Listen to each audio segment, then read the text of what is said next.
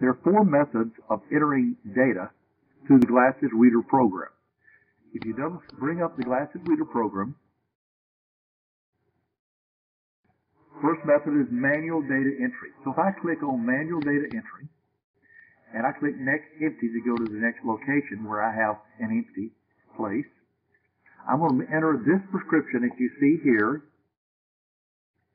into the Glasses Reader program.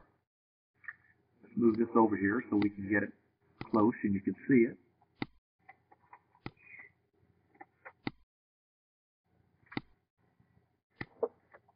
Okay, so what I want to do is I want to enter this prescription, and this is very frequently the case with glasses that's been measured by the Lions Club. They don't even put decimal points on the cylinder, which is always minus. They don't have the minus or the decimal point in there.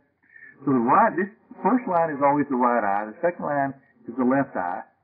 The third line tells you the add and the fact that it's male, bifocal, or so forth. Okay? So I'm going to go ahead and enter this first line. First, you click 1, and then it appears here. And then I'm going to click where it is to go. So whatever you click here will appear in this little field here, and then you click where it is to go. So I'm going to click here, and it's now in the right eye. All right, now I want to enter 150, and you see it appears here because as I clicked it, and it put it in cylinder. Now, by default, all cylinders are entered as minus, so I didn't have to actually enter the minus over here. So if I go into options, you can see how that's done. There's an option that says add minus to cylinder. Okay, so now I want to go and enter the axis. Axis is 12. Enter 12 and click here as to where it's to go. The add on the right eye is 250, as you see here. So I'm going to enter 2.50. And then click on add, and it goes on both eyes, which is typically it's the same or close.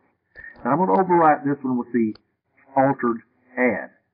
Now the left eye is going to be 150, 1.50 for the sphere. Click here. Then it's 0.50 for the cylinder, and 78 for the add, for the axis. Now, by the way, if I enter a sphere and I fail to put the minus in when I needed to, you can always do a double click on that green there, the green sphere, and change the sign of it. Now, this says it's male bifocal, so I'm going to click male right here, and then I click save. Now, I'm going to do this next pair right here. I think this is probably the best one, the third one down. So I'm going to give, again, click 1. 0.50. In this case, that 1.50 not only goes here for the sphere, but it goes here for the cylinder. So I'm going to click here to go in the sphere, and on the left eye, I'm going to click the cylinder. So I only had to enter it once, but I clicked twice to put it in two different places. The cylinder for the right eye is 0.75. The axis is 90. All right, going to the left eye, the sphere is 2. The cylinder I've already entered, and the axis is 84. This says male single, so it's for a male, and I click save. And I've entered the second one. Now, the third one, the last one I'm going to enter is this one. Again, it's 1.25. 1.25. It's for the sphere and the cylinder, so I'll click here and here. And then 146 for the axis. 0.75 for the sphere of the left eye. It's 1.75 add on both sides. It's for a female, and it's bifocal. Click on female bifocal. It's already set for bifocal. Click save. You now have saved that number. So I'm going to look at the other side. I think I might enter a couple more. I want to enter this second one right here, just to show you. Okay.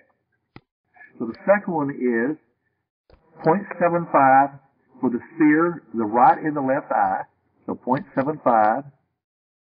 In that case, I want to click both, and now put it both on the right and the left eye. see it appears in both cases. So I clicked both. But I also have 0.75 for the cylinder on the left eye, 1.00 for the cylinder in the right eye, 32